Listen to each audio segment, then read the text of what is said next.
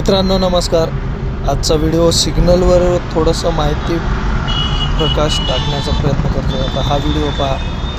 आपला सिग्नल चालू आहे पण या लोकांनी सिग्नल तोडून मध्ये आले आणि जर समजा या ठिकाणी यांना वाचवता जर पाठीमागून एखाद्यानं मला डॅश केला आणि मी यांना डॅश केलं तर या सिच्युएशनमध्ये तिघांचं नुकसान होतं, ते तुम्हाला भरून द्यायला लागेल. आता हा सिग्नल आहे मित्रांनो. या सिग्नलवर मी सिग्नल रेड आहे म्हणून थांबलो आहे. तर शक्यतो सिग्नल रेड असताना हे थांबलंच पाहिजे, जेणेकरून आपणही सुरक्षित राहू आणि इतरही सुरक्षित राहाल.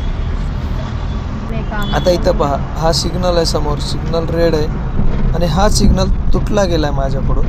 तर इथं का तुटला गेला सांगतो. हे नगर रोडचं सर्वात मोठं शोकांतिका आहे या रोडची, की इथं सिग्नल कोणच पाळत नाही नगर रोडला. आता त्यांनी जे क्रॉसिंगसाठी ते एक व्हिडिओ आहे याच्यावरती, पण ते सिग्नल मी का तोडलं त्याच्याबद्दल. आणि हा व्हिडिओ पहा मित्रांनो. आपला सिग्नल ग्रीन असताना देखील कधी कधी का थांबायला लागतं, तर याच्याबद्दलही हा व्हिडिओ सांगतो.